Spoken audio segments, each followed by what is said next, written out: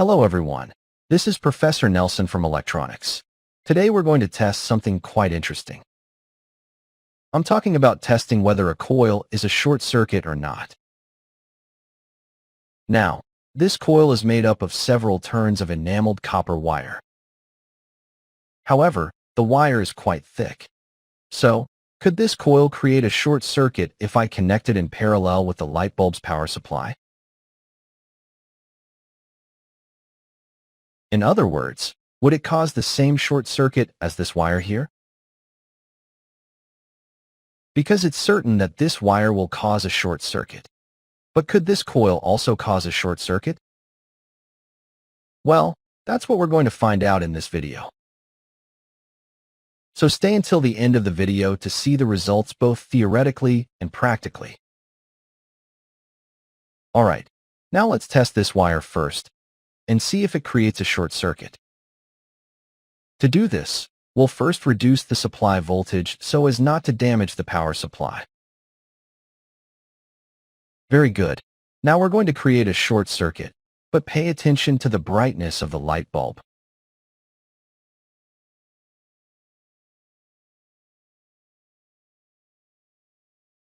As you could see, the light bulb went out during the short circuit. Let's repeat the experiment. Pay attention to the light bulb.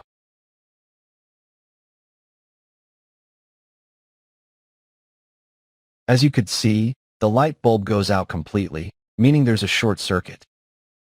Since the current prefers to pass through the wire rather than through the light bulb, that's why the light bulb turns off.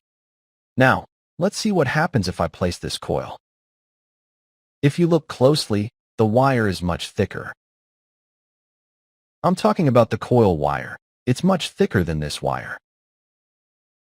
Therefore, it should definitely create a short circuit. Well, that's in theory.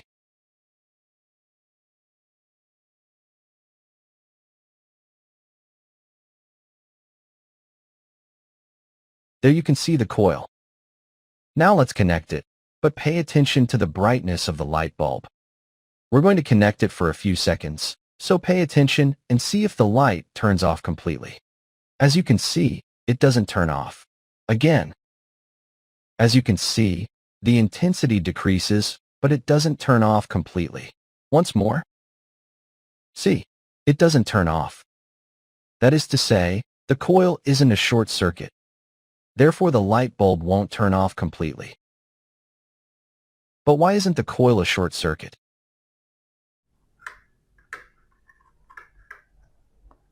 Even though the wire is quite thick, it doesn't create a short circuit. But why? We'll find that out right away.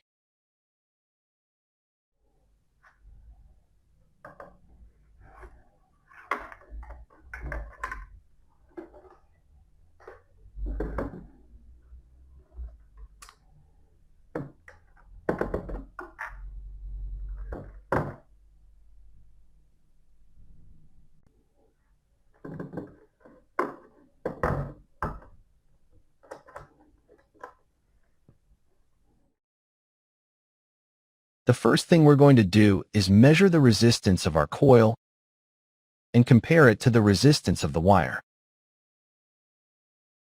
First, the wire. It should have 0 ohms. But first, let's test how much the multimeter probes measure.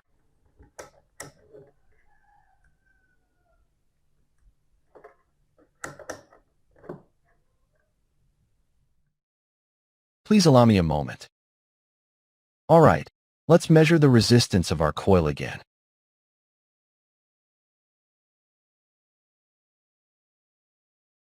We have 0.2 ohms of resistance on the multimeter.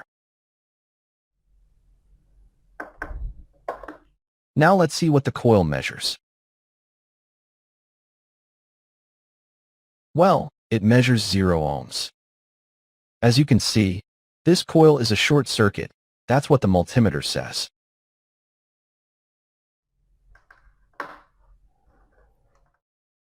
It's a short circuit, just like this wire.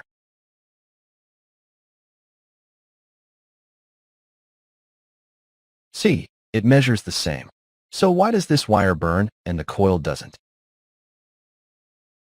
And what would happen if I used other types of coils? For example, here we have several coils. Here we have some, and here we have others. For example, these also have a fairly thick wire. Let's look at the resistance value of these coils.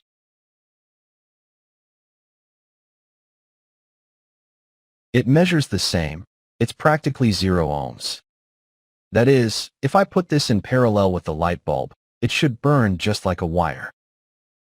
Or perhaps it shouldn't burn out, just like the previous coil didn't. But why wouldn't it burn? Well, that needs to be looked at theoretically. So let's look at some theory to resolve these doubts we have. Okay, now for a little theory. Why doesn't this coil behave like a short circuit, unlike the wire that was made of it? Despite the fact that the copper wire it has is considerably thicker. Well, the main reason is due to certain properties of coils. One of these is inductance. Inductance is a property of coils that allows them to store energy, similar to the capacitance of capacitors. Inductance is measured in henries, but submultiples like microhenries or millihenries are commonly used. This characteristic or property of coils allows them to store energy. And they store it in the form of a magnetic field, which in turn allows them to generate a voltage. And if they have voltage, they can also generate current. Therefore, this energy opposes the energy being applied to it, which is why they don't behave like a short circuit. However, let's explain this a little better.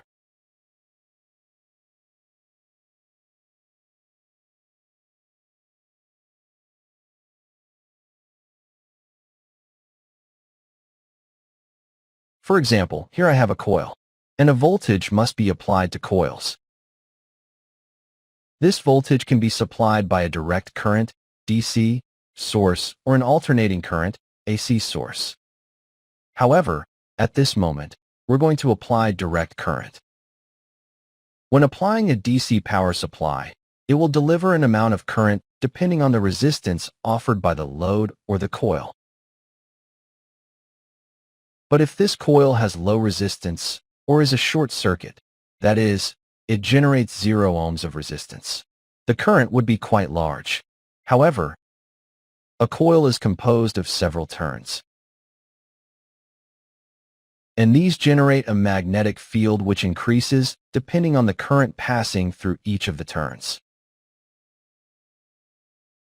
This causes the coil to generate a fairly large magnetic field, which in this case gradually increases.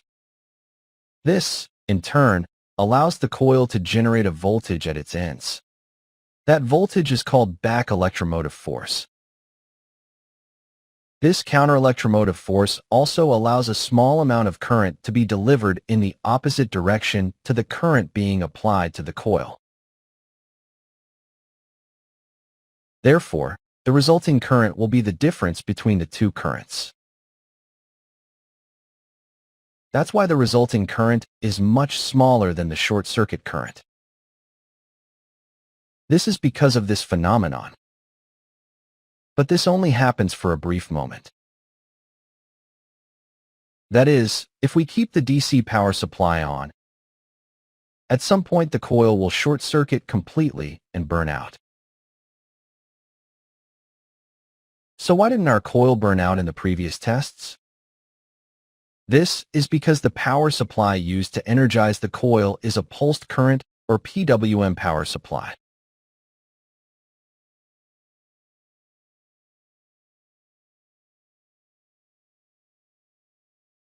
Or alternating current can also be used. Both DC and AC have an operating frequency. And if you look at the formula, we have F, which indicates frequency, and L, which indicates inductance. Remember that L, or inductance, is measured in henries and frequency in hertz. The power supply I was using was a pulsating current supply, so we have a working frequency. The frequency of the signal I was using is 12 kilohertz. Therefore, if we substitute into the formula, it would look like this.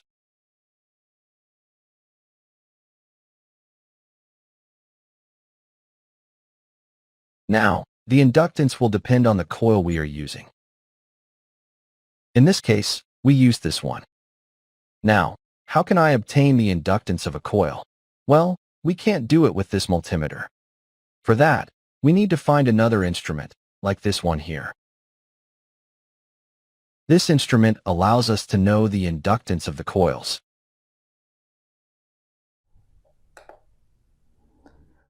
At the same time, it can show us the resistance of the coils. Here you can see the coil's resistance. It's 0.2 ohms. That's practically a short circuit.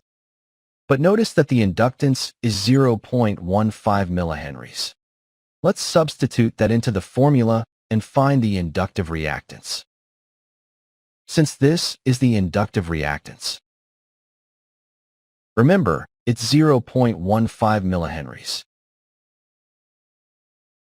To convert it to henries, we need to add 3 zeros.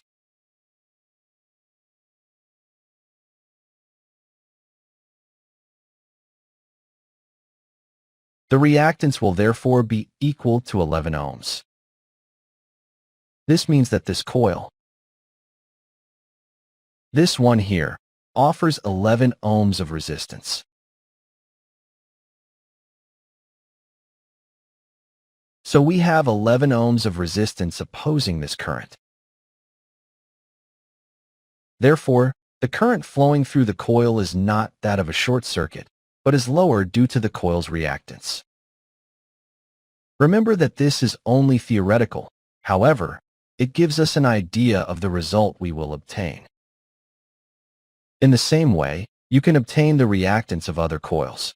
For example, here we have this coil from a relay. Keep in mind that this coil is composed of a very thin filament. Therefore, it will offer a much higher intrinsic resistance. Let's see what the inductance and resistance of the coil are.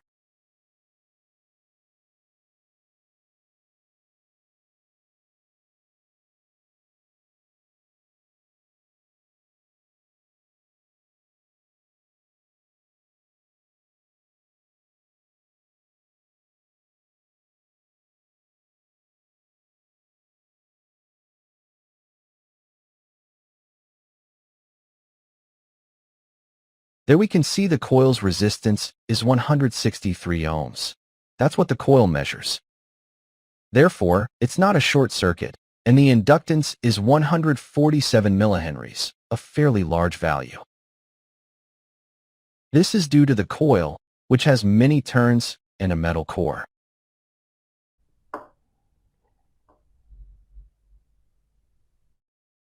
You can do the same with other coils. For example, in this transformer, we have two coils, a primary and a secondary. Let's look at this one here, which has a fairly thick wire.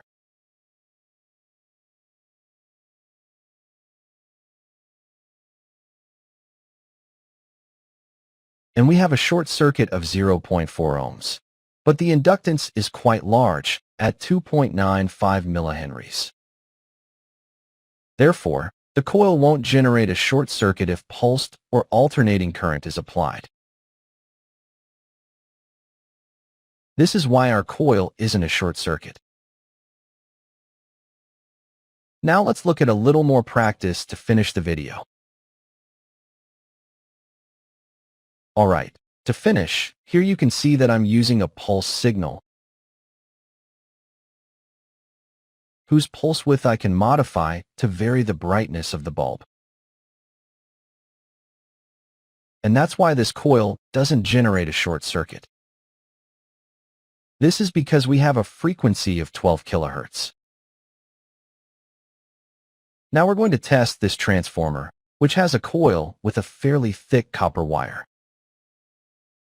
Remember that it measures almost 0 ohms. Therefore, there should be a short circuit. Observe the brightness of the light bulb.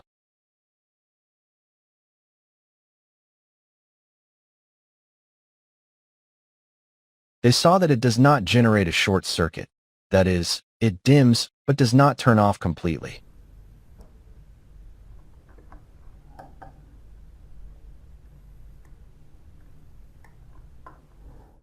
Very good. In this way you can now see that a coil is not a short circuit. In this case, it's even worse since it has a fairly high intrinsic resistance. Alright guys, that's how the video ends. Now, don't forget that if you like the video, a like really helps the channel. See you in the next video. Bye-bye.